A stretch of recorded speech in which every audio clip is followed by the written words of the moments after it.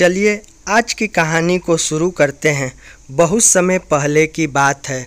एक बार महाराजा विक्रमादित्य प्रायः अपने देश की आंतरिक दशा जानने के लिए भेष बदलकर पैदल घूमने जाया करते थे। एक दिन घूमते घूमते एक नगर में पहुँचे। वहाँ का रास्ता उन्हें मालूम न था। राजा रास्ता पूछने के लिए किसी व्यक्ति की तलाश में आगे बढ़े।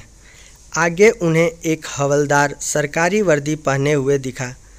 राजा ने उसके पास जाकर पूछा, महाशय, अमुक स्थान जाने का रास्ता क्या है? कृपया बताइए। हवलदार ने अकड़कर कहा, मूर्ख, तू देखता नहीं? मैं हाकिम हूँ, मेरा काम रास्ता बताना नहीं है। चल हट, किसी दूसरे से पूछ। राजा ने नम्रता से पूछा, महोदय, यदि आप सरकारी आदमी भी हैं तो किसी यात्री को रास्ता बता दें तो कोई हर्ज नहीं है।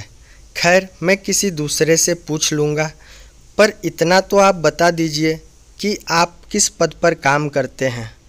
हवलदार ने भौहें चढ़ाते हुए कहा, अंधा है, मेरी वर्दी को देखकर पहचानता नहीं कि मैं कौन हूँ। राजा ने कहा, शायद आप पुलिस के सिपाही हैं। उसने कहा, नहीं, उससे ऊंचा। तब क्या नायक हैं? नहीं, उससे भी ऊंचा। अच्छा, तो आप हवलदार हैं। हवलदार ने कहा, अब तू जान गया है कि मैं कौन हूँ, पर यह तो बता, इतनी पूछताछ करने का तेरा मतलब क्या है और तू कौन है? राजा ने कहा, मैं भी सरकारी आदमी हूँ। सिपाही की ऐंठ कुछ कम हुई। उसने पूछा, क्या तुम नायक हो? राजा ने कहा, नहीं, उससे ऊंचा। तब क्या आप हवलदार हैं? नहीं, उससे भी ऊंचा। तो क्या दरोगा हैं? उससे भी ऊंचा। हवलदार ने कहा, तो क्या आप कप्तान हैं? राजा ने कहा, नहीं, उससे भी ऊंचा। सूबेदार जी हैं? नहीं, उससे भी ऊंचा। अब तो हवलदार घबराने लगा।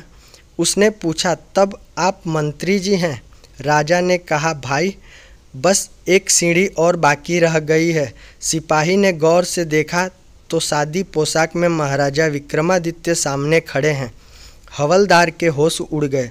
वह गिड़गिड़ाता हुआ राजा के पांव पर गिर पड़ा और बड़ी दीनता से अपने अपराध की माफ़ी मांगने लगा। राजा ने कहा, माफ़ी मांगने की कोई बात नहीं है। मैं जानता हूँ कि जो जितने नीचे है वह उतने ही अकड़ते हैं। जब तुम बड़े बनोगे तो मेरी तरह तुम भी नम्रता का बर्ताव सीखोगे। जो जितना ही ऊंचा है वह उतना ही सहनशील एवं नम्र होता है, और जो जितना नीच एवं ओछा होता है वह उतना ही ऐठा हो रहता है।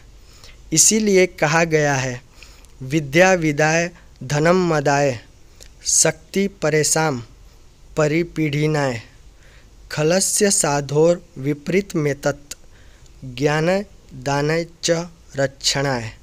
अर्थात दुष्ट व्यक्ति के पास विद्या हो तो वह विवाद करता है, धन हो तो घमंड करता है, और यदि शक्ति हो तो दूसरों को परेशान करता है।